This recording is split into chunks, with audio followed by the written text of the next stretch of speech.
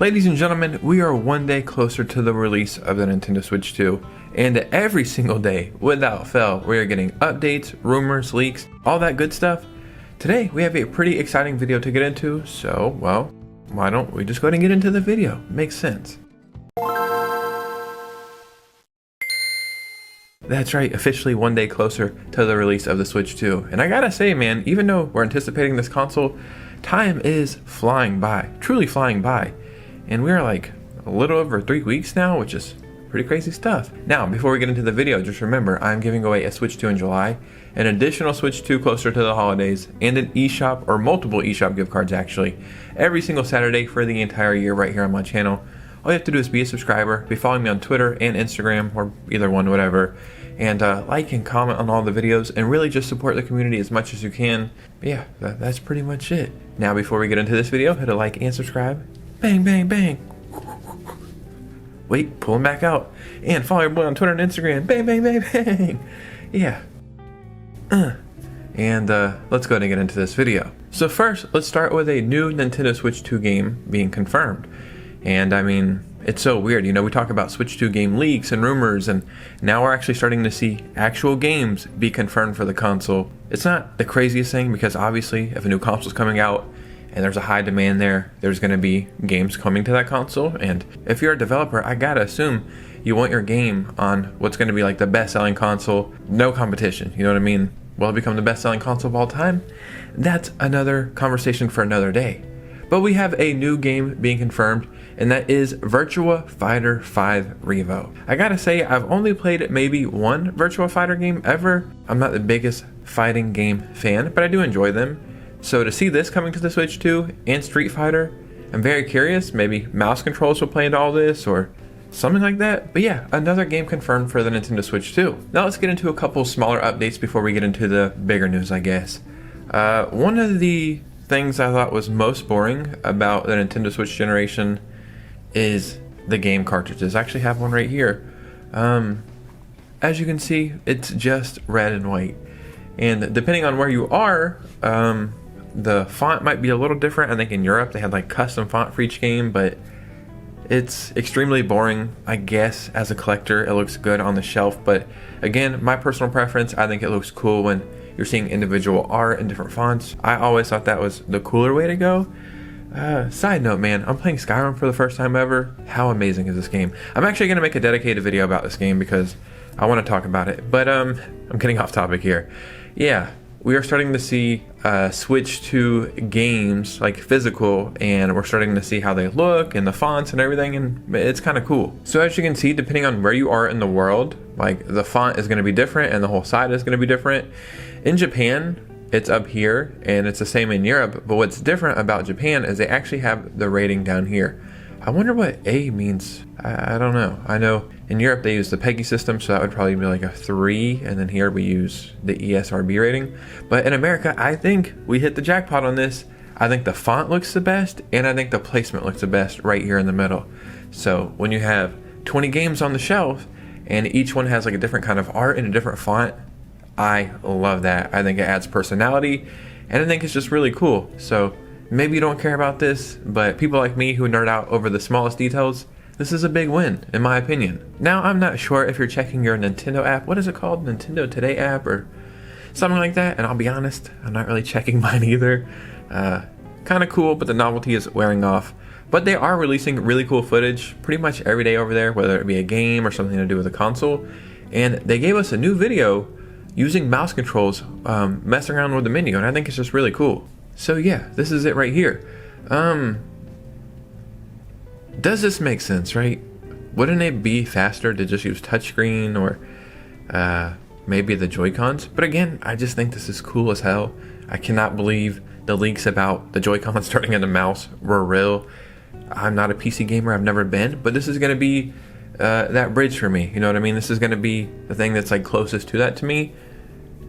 I wonder if I will use this, or will I just mess around with it a couple times to do stuff like this and then go on my way? Or will I find it very interesting? Will I use it stuff for like Metroid Prime 4? Or, I don't know, like Fortnite or something, or I don't know. Like, I'm trying to figure out what scenario would I find myself using this. And I'll be honest, it just doesn't seem like that enticing to me, but I do think it is cool.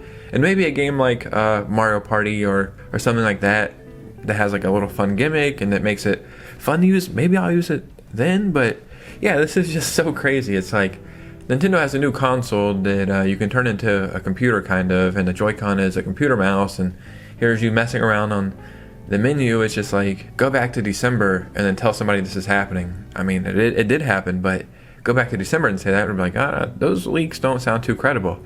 And now we're here, pretty crazy stuff. I mean, it makes sense though, right? You would assume Nintendo took what was good about the Switch, took that information, and then added some new stuff with the Switch 2 and just made a better Nintendo Switch. And on the surface, that's what it seems like. But even though we are getting a better version of the Switch, it seems like Nintendo went all out for this console. Nintendo says that although a Switch 2 may look like a Switch 1, the Switch 2 has been completely redesigned from scratch. Regarding your question about hardware innovation, Nintendo Switch 2 may not look like a big change from its appearance. However, in fact, the hardware and peripherals have been redesigned from scratch. And that is all good Nintendo President Shuntaro Furukawa saying that. So yeah, it's like they just went from the ground up. And I think we're going to see that in the Joy-Con technology, even though there's not Hall effect stuff going on. It seems like they went a different direction. Maybe because that's the way the Joy-Cons magnetically snap onto the Switch 2, and that's why they can't use Hall effect. I kind of heard that before, but I just think there's so much that we're seeing, but there's also so much we haven't seen yet. And as time goes on, maybe by the time August or September gets around, we're going to say, man, I can't believe we found this out, and this is really cool, and I didn't expect this, and I found this really weird feature. I mean, I really do think we're in for some very big surprises as time goes on. Now, the main reason I wanted to make this video, we have a new update, and I'll be honest, I kind of thought this was the case. I might have said it in a previous video. We're learning more about these Switch 2 game cards and all the reasons why this is happening, and now that we're getting this information, it's like, well, I guess this is the way it has to be, you know what I mean? So maybe I'm a little bit more forgiving of it now. So, Nintendo is offering only 3 types of formats for Switch 2 games. A digital game only, which we all know, cartridge with complete game, and this is only a 64GB option, and then Potion, codename for key cards, essentially digital. And what I was thinking was the case is there was only 2 options, 64GB and 32GB, right? I don't know if they gave us the actual number of the game cards or the game key cards. I'm not sure if it says it down here. But the main reason why a lot of third-party developers are going with game key cards, well, this is a reason. Well, there you have it. 64GB cards cost devs $16 each and are the only size available outside of game keys right now. So maybe game key cartridges, there's like no size, it's just completely downloads. I really don't know how that works. But yeah, $16 is the price. And then you gotta assume some of these games are $40. Where do the developers make a profit when all this money has to go here, and then Nintendo has to take a cut, and then the retailers probably have to take a cut, and then they're paying $16 on top of that? If I was one of these developers, I would probably go the route of a game key card as well. And it's like, that's not what we want to hear, and I'm not a fan of it. And as long as the physical option is there to the ends of time, I will always take the physical option over digital.